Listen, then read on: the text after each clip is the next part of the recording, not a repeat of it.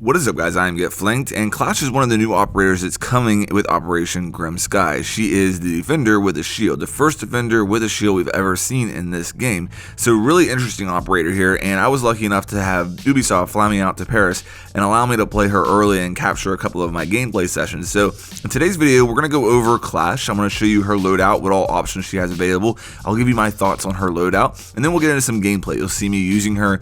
I'll talk about what I think her strengths and her weaknesses are, how I can see her being played, how I think she can be played best, and just my overall opinion of Clash with the time that I had with her. Now, yesterday I did a very similar video with Maverick, who's the attacking operator coming with Operation Grim Sky. So if you want to watch that video, it'll be linked in the top right hand corner of the screen. You can check it out when this one's over. Now, before we get into her loadout, I do want to give kind of an overall statement with Clash. Clash is a very unique operator. She's unlike anybody we've had in this game before. And I think that she has a ton of potential at the higher levels especially, but she can honestly be kind of frustrating to play. She doesn't have very high fragging capability. She's actually tough to get kills directly with. But if you're working with teammates, she can set up your teammates to get a lot of kills very easily, and she can give a lot of information. She's a great teammate, but is tough and kind of frustrating to play just because her fragging ability is pretty low, and that's by design. Okay, so getting into Clash's loadout. First of all, she is a 3 armor 1 speed defending operator, and her primary weapon there is the CCE shield. You can see there it does a damage of 3. That's via the lasers. So those lasers do damage to enemies, and I'll show you the range later in the video, but they also slow an enemy and give them kind of a visual effect. But actually trying to kill somebody with these lasers, I guess you could say, is not very realistic. It's probably not going to happen unless they're extremely weak. And while she has her shield out, she can't have another weapon. So that shield is considered her primary weapon. In order to switch to her actual guns, you have to switch like you're switching to your secondary if you were using any other operator. So again, pretty unique to Clash that she works that way. And that's why I kind of say that her fragging capability is low, because when she has her primary weapon out, the only way that she can damage enemies is with that stun or that laser that she has, and it just takes a long time because of how little damage that does. She can't even melee, and that's really important. We'll get into that more down the road here, but Clash can't even melee. So there's definitely very real limitations when it comes to Clash and what she can do when she encounters an enemy. Moving on to Clash's secondary option, she has a pistol and an SMG available, both of which have no sight options other than this laser sight that is attached to it already, which is a new sight in the game. It's very similar to the Grom laser sight that Sophia and Ella have, but a little bit different at the same time, but same concept there. Now this pistol is the P10C. That's a semi-automatic pistol. You can see there it does 40 damage and a capacity of 15.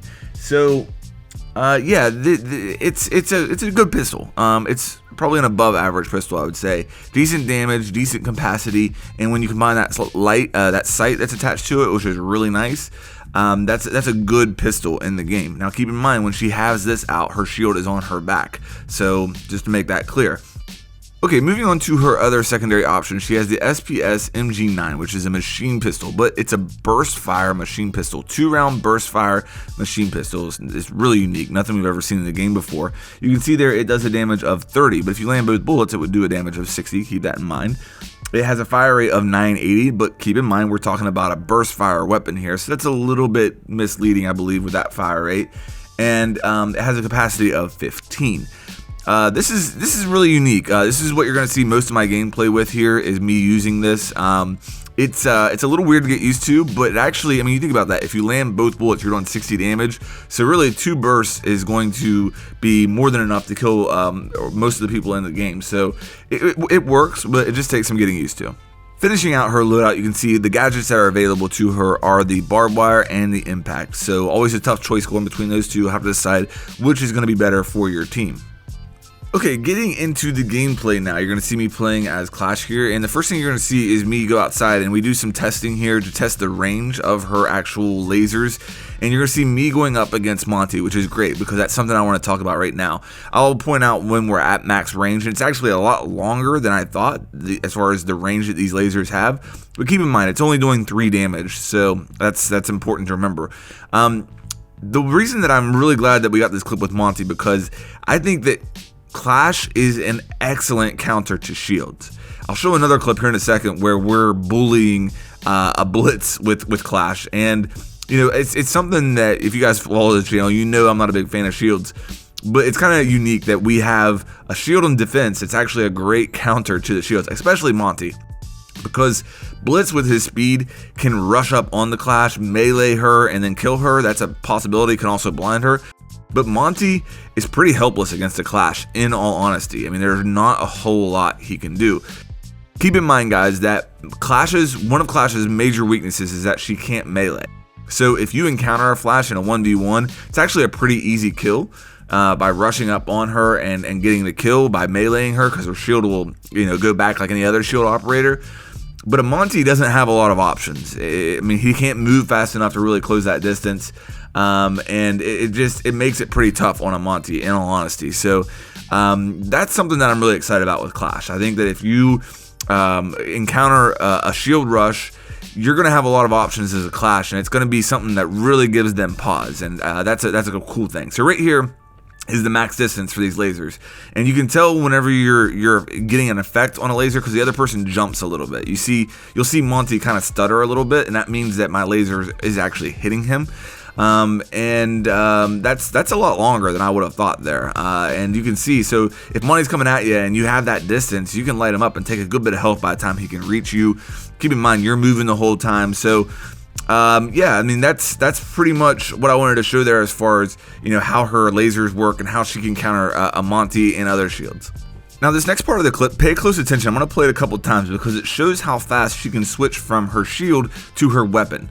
And that's very important because obviously, you know, I mentioned before, it's really tough to get kills with that shield. So when you pull out that weapon, you're going to be exposed for a little bit of time there. You can see, I feel like it takes a little bit longer than normal to go from that shield to her weapon. It's definitely not immediate, and you're going to have a lot of exposure there. And it's going to be pretty easy for an enemy to actually kill you while you're switching between the two. And then when she switches from weapon to shield, there's a little bit of an animation there before she's fully covered. So I thought that was an important aspect to her that I wanted you guys to be aware of. Now, this next clip shows a really interesting aspect to Clash. You're going to see I'm playing actually as Alibi, but what you'll notice is the Clash on my team runs out on this balcony at the beginning of the round and just starts making callouts. You'll see the Vigil runs out based upon the callout, gets an easy kill right there. And what can the enemy really do? They can't do anything. She's fully protected by her shield. She has nothing at her back to be worried about.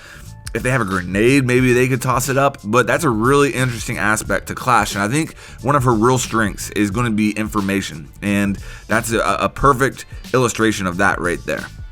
Okay, in this next clip, you're going to see me and a Clash working together to really bully a blitz, and that's what I was mentioning before, that I think that a Shields as an attacker worst nightmare is going to be seeing a teammate with a Clash. That's going to be a really tough situation for them to get by, and just in general, this clip really shows how strong having a Clash on your team will be.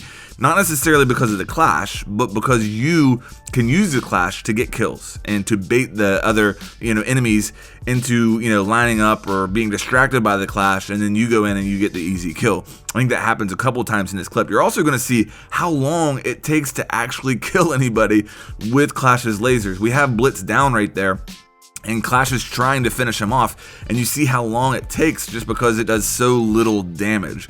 So I thought this was a great clip to show a couple different aspects. I think the big thing that I want you guys to kind of take away from this is Clash is, again, very low fragging capability, but a ton of potential as a teammate to set up kills for their other teammates and to also get information.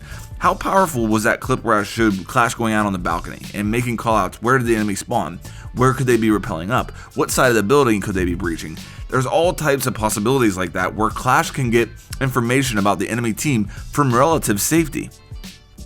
Okay, in this last clip here, you're going to see me spectating. I believe it was Gavinacity, and he gets a nice clutch with Clash, and it shows her potential there to really disrupt the team and waste a lot of time, and it's a pretty cool clip. If you guys aren't familiar with Gavinacity, I'll link his channel down in the description. You can probably go see this clip from his perspective over there in one of his videos. Really cool dude, great YouTuber, so go check him out.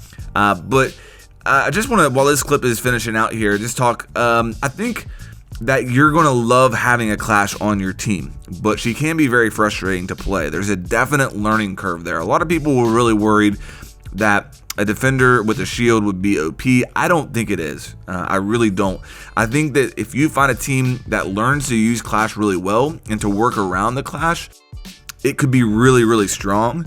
But there's definitely a learning curve there to getting used to how to work her and to get the most out of her. It doesn't jump out at you how you should be playing Clash, and I think that that's one of the things that really balances her, and I think there's a definite skill element involved with her shield and just getting the most out of it. And I think she's going to be a really fun operator to play. I think it took a lot of balls for the developers to make her, but I think that she adds something to the game that we've never seen before. And at the end of the day, I think she'll add to the game. I think will be a lot of people who take a lot of pride in being a Clash main, and if you find a Clash main, you're going to want them on your team, because there's no better teammate than a Clash to run around and get easy kills with. So that's really it for the video, guys. If you have any questions, ask them down in the comments below. Remember to check out that Maverick video. It's going to be linked in the top right hand corner. And if you enjoyed this video, please make sure you like and subscribe, and I'll have more coming your way here soon.